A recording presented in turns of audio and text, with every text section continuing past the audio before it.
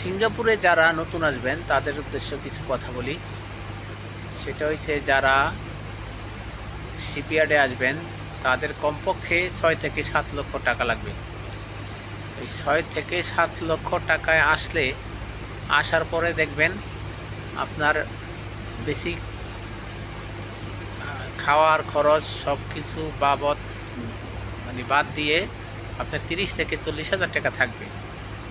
6 থেকে 7 লক্ষ টাকা খরচ করে আসবেন, 30 থেকে 40 হাজার টাকা আপনার থাকবে। আবার নিজের কিছু খরচ আছে, যদি কোম্পানির ওভারটাইম থাকে তাহলে থাকবে, আর যদি ওভারটাইম কম থাকে তাহলে নাও থাকতে পারে। তাই আপনারা আসবেন, কিন্তু দালাল কিন্তু বলবে যে আপনি সিঙ্গাপুর আসলেই 1 লক্ষ টাকা বেতন। আসলে 1 লক্ষ টাকা বেতন আপনার যদি সিঙ্গাপুর নতুন আসেন, সেই বেসিক হিসাবটা আমি আপনাকে দেখাই কিভাবে 1 লক্ষ টাকা হয়। আপনি সিঙ্গাপুর আসবেন, আপনার বেসিক দৈনিক ঘন্টায় ধরা হবে $2।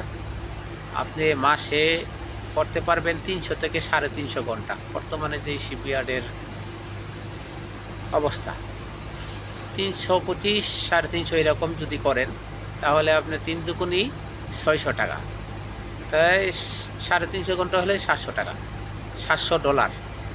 $700 ভিতরে আপনি এখন 95 টাকা হলে 65,000 টাকা, এর বেশি হবে না নতুন আসলে। আপনি যদি জেনারেলে আসেন, আর যদি ওয়ার্ল্ডারে আসেন তাহলে আপনার বেসিক 800 টাকা, 100 টাকা বেশি হবে। তা আপনার খরচ আছে $200 খাওয়ার খরচ। আপনি যদি রান্না করে খান $200। তারপরে কোম্পানি যদি ভালো হয় রুম ভাড়া কাটবে না, কিন্তু গ্যাস বিল, পানির বিল এটা আপনার নিজের দিতে হবে। এইরকম মোটমাট মিলায়া আপনার প্রায় $300 খরচ হবে টোটালে। আপনার খাবার খরচ, আপনার রুম ভাড়া খরচ, পানির খরচ সব মিলিয়ে আপনার খরচ হবে এত। তাহলে $700 থেকে $300 গেলে হয় $400। তো $400 ভিতরে আপনার নিজস্ব পার্সোনালি কিছু খরচ আছে, ধরলাম 95টা করে রেট হইলে 35,000 টাকার উপরে। এর মধ্যে 500 টাকা আপনার, 5,000 টাকা আপনার নিজস্ব খরচ, 30,000 টাকা থাকবে।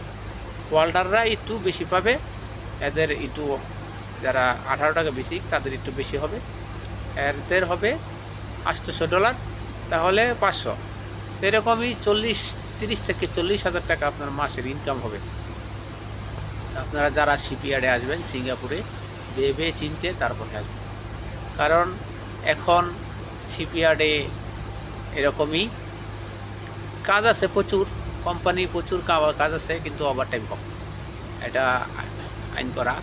আমরা যখন নতুন ছিলাম তখন আনলিমিটেড ওভারটাইম ছিল, এখন ঘন্টা হিসাবে এত ঘন্টার উপরে দেয় না, মাসে 2টা অফ ছিল। আমরা যখন নতুন আসছি 2012 সালে, তখন আমাদের 6 মাসে একটা বন্ধ পাই নাই, ঈদের মধ্যে বন্ধ পাই নাই, শুধু রোজার ঈদে বন্ধ দিত, কোরবানির ঈদে বন্ধ পাইনি। কিন্তু এখন মাসে 2টা শনিবার অফ থাকে। তাহলে যারা সিঙ্গাপুরে নতুন আসবেন, এত টাকা খরচ করে আসতে চাচ্ছেন, আসেন, ভেবে চিনতে তারপরে আসবেন। ধন্যবাদ।